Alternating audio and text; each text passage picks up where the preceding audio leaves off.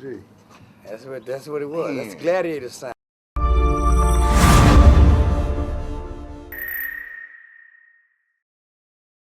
I was a baby Viking in around about 1960. I started elevating up to a Dale Viking, trying to be a baby gladiator, then a gladiator.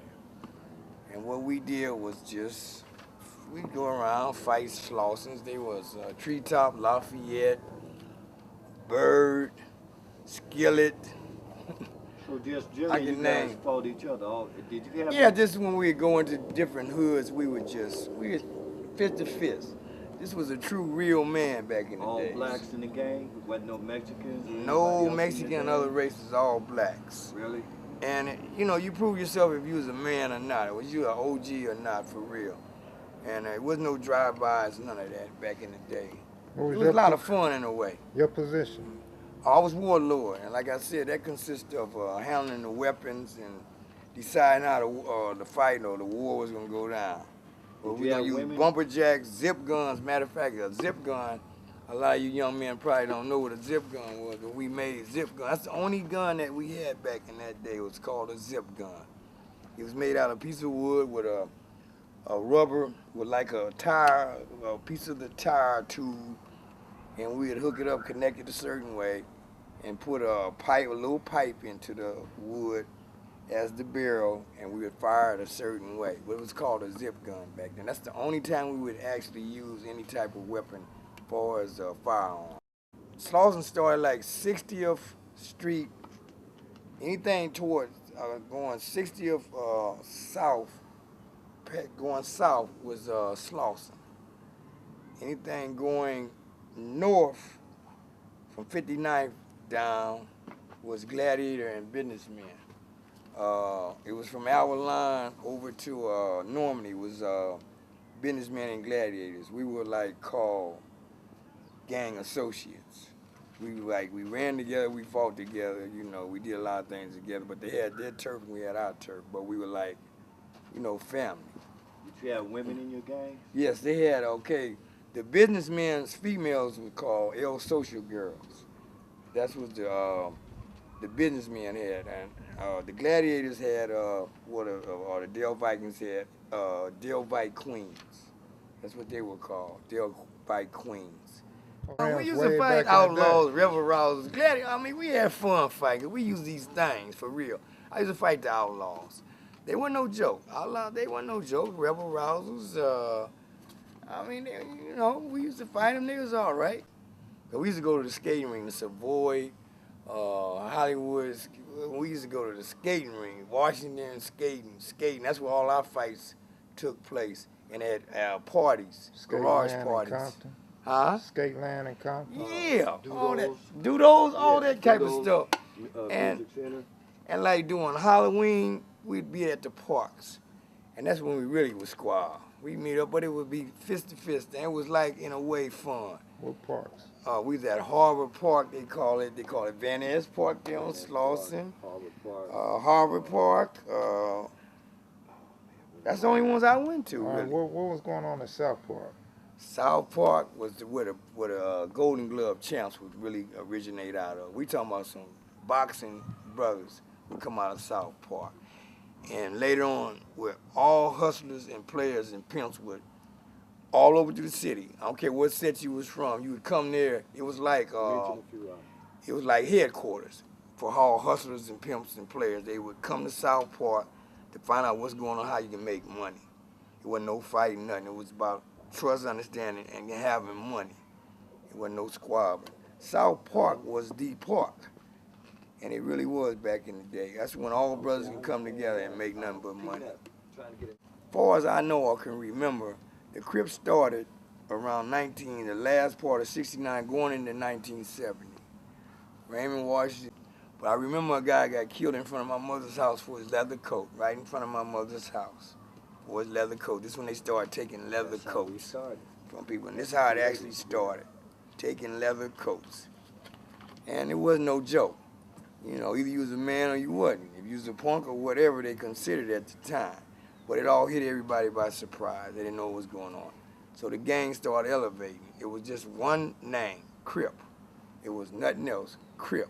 What do you think the problem is now with the Crips? With And the I look at the violence, problem they with the have gangs now. What do you disagree with the gangs right now? You know, my disagreement with the problem with gangs now is no unity, no trust, misled, told wrong, jealousy, a whole lot of things. Because see, you can't change the code book. And what these youngsters are doing, they changed the code book the way Tookie and them had it set up. If they just would have left things the way they were, it would still be all right now to this day. Mm-hmm. Crips, that's it. Unity, loving one another. No, none of that killing one another. None of this. From my experience, I feel Hoovers at the time back in the day was the largest, and it reversed from Hoovers to 6-0 rolling 60s. East Coast. And that's that. And later on, East Coast joined them and a few other little, organizations. But 6-0 is the largest and the most notorious gang to this day. Are you still a gang member today? I never was like a gang. I mean, the type of gang member I was not like the gang members they call themselves today. Because, see, the area that I lived in was called Gladiators. But it's now today it's called 5 Deuce Hoover, which now 6-0s and Hoovers do not get along. So, but I wasn't affiliated like that in my day, and that's the way it is to this day. Hoovers and 6-0s do not like each other at all, and that's not good. It's foolish and it's stupid. Everybody assumed that West Side Crips were little squares and little punks, spoiled little brats, but these guys over here wasn't no joke. You guys got it mixed up and twisted.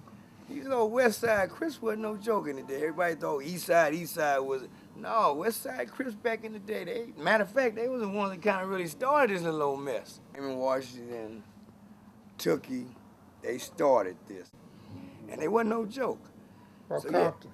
yeah. Okay, now, Compton is always, back in my day, Compton and Watts. Watts was considered the most notorious. They was driving 57 Hall Buicks, bouncing with scarves around their head with processors. They sling these things for real, Compton and Watts. Watts was the best, I think, my opinion, and Compton next, then all the other areas.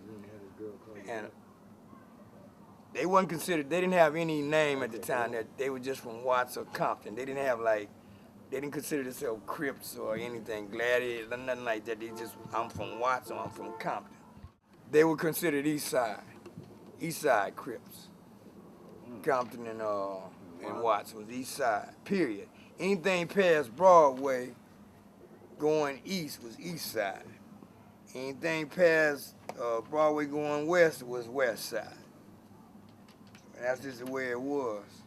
Eventually, Compton became Crips, Watts became Crips. I mean, every kind of neighborhood, whatever name they claimed, Compton, Watts, whatever, they all became Crips. Here you got Prior Rules, which is called Bloods to this day. But back then they were Prior Rules, but they might have been right around the corner, a few steps away, and they Prior Rule. Crips, period, fighting Crips. It's useless, it's senseless, it doesn't make any sense. You kill one, I gotta kill two. You kill three, I gotta kill five, and stuff like that. No, we can't just say, I'm not gonna say who's got it twisted. Hoovers or 6-0s or who, they all Crips. So they all got it twisted. I really don't like, and I feel black people should come together immediately and fast and get this on the hand, man, and stand for each other and cut the killing out. It's senseless, man. It don't make any sense. It was a little killing in the 50s and 60s. In the 50s, not a lot. We didn't have to protect the neighborhood like that. You can come out your door, walk down the street. It wasn't no drive-by shooting. It was drive-by bats or bumper jacks or something like that. Drive-by, jump out the car, a bumper jack or a bat or something. Maybe a zip gun every now and then, but we didn't have that problem about protecting the hood. So it was just a lot of fun, like I said, to be able to just sling these things. They would come into the turf. Let me make that, change that. Yeah, you would have to protect it that way if they come into your neighborhood. Yes, of course. We couldn't just let somebody come in our neighborhood and not do anything. They had some gangs that would. But now the baby's being killed, man. Yeah. Now that senseless killing about babies and grandmothers and stuff with this drive-by shooting stuff. I mean, come on, brothers. Come on, black men. That's not the way to handle it. I'm a double OG now. I feel the way to handle it. If it's somebody you want, you go get that person. Let the babies and the grandmas go with that drive. You don't know how to shoot anyway. I was taught as a soldier, you're going to use a gun, learn how to shoot it. You go to a shooting range or something, learn how to shoot the gun. You know, just point the gun, start shooting, you don't know how to shoot.